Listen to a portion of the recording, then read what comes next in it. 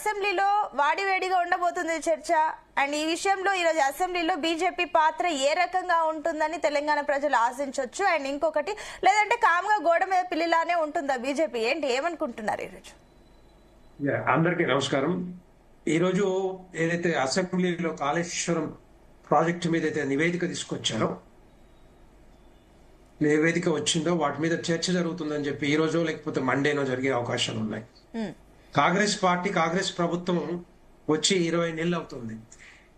ఈ కాళేశ్వర ప్రాజెక్ట్ అనేది ముఖ్య కారణం ఏంటంటే కాంగ్రెస్ పార్టీ ప్రభుత్వం రావడానికి ముఖ్య కారణం ఏంటంటే కాళేశ్వర ప్రాజెక్టు మీద 1,00,000 కోట్లు తిన్నది ఎవరో, ఆ 1,00,000 కోట్లు రికవరీ చేసి కక్కిచ్చేదాకా వదిలిపెట్టమని చెప్పిన రేవంత్ రెడ్డి గారు కానీ కాంగ్రెస్ పార్టీ కానీ ఇప్పటికి 20 నెలలు అయింది. ఈ కాళేశ్వరం మీద నివేదిక తెప్పించడానికి 20 నెలలు అయితే దాని వెనుక ఉన్న దోషులు, దోపిడిదారులు, దోచుకున్నది ఎవరైతే ఉన్నారో వాళ్ళ మీద శిక్షలు ఎప్పుడు పడతాయి, ఎన్ని రోజులు పడతాయి, ఏ విధంగా పడతాయి అనేది కూడా ఇప్పటికి కూడా ప్రశ్నార్థకంగా కనపడతా ఉంది. కాళేశ్వరం ప్రాజెక్టు ఓల్ ప్రాజెక్ట్ దగ్గర మొన్నటి వరకు 94,000 కోట్లు అన్నారు. పూర్తి అయిపోతే కంప్లీట్ గా అన్ని బ్యారేజీలు కానీ టోటల్ గా కాలువలు కానీ అన్ని పూర్తి అయితే 1,47,000 కోట్లకి అది కాళేశ్వర ప్రాజెక్టు ఆ టెండర్ కానీ అదంతా కూడా జరిగింది. కానీ ఇప్పుడు 1,00,000 కోట్లు 94,000 కోట్లు ఖర్చు పెట్టి ఆ ఖర్చు అంతా కూడా అది పనికి రాకుండా పోతా ఉందని చెప్పి రిపోర్ట్ వచ్చింది, ఎన్డీఎస్సీ రిపోర్టు. దాన్ని వాడుకోలేని పరిస్థితిలో ఉన్నామని చెప్పి వచ్చింది. సో అది దాని మీద బేసిక్ ఏంటంటే కాంగ్రెస్ పార్టీ బీఆర్ఎస్ తోటి ఏమన్నా చీకటి ఏమైనా ఒప్పందాలు పెట్టుకున్నారా? ఓల్ కాళేశ్వరం ప్రాజెక్టు మీద చర్చ జరగకుండా, రిపోర్ట్ తెప్పించుకోకుండా, దాని మీద దర్యాప్తు జరగకుండా ఓన్లీ 3 బ్యారేజీల మీద దర్యాప్తు జరగడం కరెక్ట్? అది ఒక ప్రశ్న. రెండవ ప్రశ్న ఏంటంటే ఎందుకంటే కాలువలు ఆ 3 బ్యారేజీల మీద పెద్ద ఖర్చేం కాదు, టోటల్ కాళేశ్వరం ప్రాజెక్టు మొత్తం మీద కావాలి. అది ఎందుకంటే అదంతా కూడా ప్రజల సొమ్ము, ఇదంతా కూడా ప్రభుత్వ సొమ్ము. అప్పులు తీసుకొచ్చి ఇవన్నీ కట్టి మరి కాళేశ్వరం ప్రాజెక్ట్ పనికి రాకుండా పోతా ఉంటే దీని వెనుక ఉన్న బడా చోర్లు ఎవరు, ఇంజనీర్లు ఎవరు, కాంట్రాక్టర్లు ఎవరు, ఎంత దోచుకున్నారు మనకు తెలుసు. ఇప్పటికే 4 ఇంజనీర్లు దొరికారు రైట్స్ లో. తర్వాత వాళ్ళ ఆస్తులు చూస్తే 1,000 కోట్ల రూపాయలు. ఎక్కడి నుంచి వచ్చినాయండి ఆస్తులన్నీ? ఎవరి సొమ్ము ఇదంతా? ఎవరి డబ్బు? ఎట్లా తింటారు వీళ్ళంతా?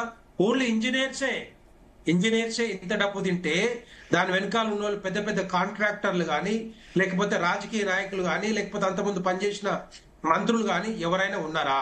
ఎంతమంది ఉన్నారు? ఎందుకంటే ఇప్పటికే 20 నెలల కాలము గడిచిపోయింది. 20 నెలల టైం వాళ్ళకి ఇచ్చేసారు.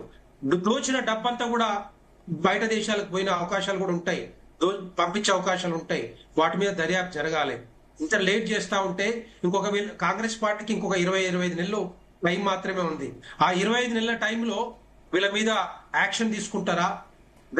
పూర్తిగా దర్యాప్తు చేసి బయట పెట్టి దోషులు ఎవరో, దొంగలు ఎవరో, దోచుకున్నది ఎవరో వాళ్ళని బయట పెట్టే సత్తా, ధైర్యం ఉందా? అది తెలంగాణ ప్రజలందరూ కూడా ఎదురు చూస్తా ఉన్నారు. ఎందుకంటే కాళేశ్వరం ప్రాజెక్టు ముఖ్య ప్రాజెక్టు ఇది. ఎందుకంటే ఈ ప్రాజెక్టు కట్టే బదులు ఇంకొక 3-4 ప్రాజెక్టు కట్టి ఉంటుంటే మనం అనుకున్న ట్యాగ్ లైన్ నిధులు, ఉద్యోగాలను అనుకున్నాం కదా, కనీసం ఆ ప్రాజెక్టు కట్టుంటే మరి లక్షల ఎకరాలకి కొన్ని నీళ్లు వచ్చేవి.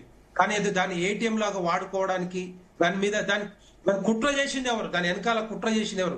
భారతీయ జనతా పార్టీ ఎందుకు కుట్ర చేస్తారండి? మేము అడుగుతున్నాం బీఆర్ఎస్ కానీ లేకపోతే కాంగ్రెస్ పార్టీ. దాని వెనకాల ఎవరున్నారు? దాన్ని కుట్ర చేసింది ఎవరు? 1,000 కోట్ల రూపాయలు ఏటీఎం లాగా వాడుకుందామని అన్నది ఎవరు? దాన్ని ఏ విధంగా దోచుకున్నారు? అదంతా కనపడతా ఉంది. కుట్ర చేసింది. మేము ఒకటి డిమాండ్ చేస్తాం. భారతీయ జనతా పార్టీ డిమాండ్ చేసింది ఒకటే, దీని మీద. ఎందుకంటే టోటల్ గా ఈ అమౌంట్ అంతా కూడా మరి దోచుకున్న డబ్బంతా కూడా బయటికి పోయిన అవకాశాలు కూడా ఉంటాయి. కాబట్టి దాని మీద సిబిఐ ఎంక్వైరీ చేయాలి. ఎట్టి పరిస్థితుల్లో సిబిఐ కానీ ఏడీ ఎంక్వైరీ చేస్తే అంత టోటల్ గా బయటకు వచ్చే అవకాశాలు ఉంటాయి. తప్పితే ఈ విధంగా చర్చల ద్వారానో పెట్టండి అసెంబ్లీలో, అది కూడా పబ్లిక్ డొమైన్ లో పెట్టండి. కానీ టోటల్ గా కాళేశ్వర ప్రాజెక్టు మొత్తం మీద దర్యాప్తు జరగాలి, చర్చ జరగాలి. ఎన్ని 1,000 కోట్లు దోచుకున్నారో, ఎంత జరిగింది, ఎంత ఖర్చు అయిందో అంత బయట పెట్టాలి. దాని పనికి రాకుండా పోతా ఉంటే ఇదే 1,00,000 కోట్ల రూపాయలు మరి తెలంగాణ ప్రజల నడ్డి వేరించడానికి, నెత్తి మీద పెట్టడానికి అంతా కూడా మన తెలంగాణ ప్రజలు కట్టాల్సిన సొమ్ము. అదంతా కూడా ఎవరు కడతారు? ఇదంతా కూడా అందుకనే డెఫినెట్ గా ఇప్పుడు బాధ్యత అంతా కూడా కాంగ్రెస్ ప్రభుత్వం మీద ఉంది, రేవంత్ రెడ్డి గారి మీద ఉంది. ఎట్టి పరిస్థితుల్లో ఆ నివేదిక మొత్తం కూడా చర్చ జరగాలి. తెలంగాణ ఉన్న ప్రజలందరూ కూడా తెలవాలి. రేపొద్దున దీని మీద వెనకాల కుట్ర చేసింది ఎవరు, దోపిడీదారులు ఎవరు, దొంగలు ఎవరు, దోచుకున్నది ఎవరు, ఎన్ని వేల కోట్లు దోచుకున్నారో అంతా కూడా బయట పెట్టాలి. అది పెట్టకపోతే మాత్రం రేపొద్దున కాంగ్రెస్ పార్టీ బీఆర్ఎస్ పార్టీ తోటి చీకటి ఒప్పందం పెట్టుకున్నట్టే అని తెలంగాణ ప్రజలు కూడా అర్థం చేసుకుంటారు. Right. మరి లోకల్ బాడీ ఎలక్షన్స్ కోసమనో లేకపోతే ఇంకో దాని కోసమనో తీసుకురావడం కాదు, చిత్తశుద్ధితోటి చర్చ జరగాలి. అదంతా కూడా బయట పెట్టాల్సిందిగా భారతీయ జనతా పార్టీ డిమాండ్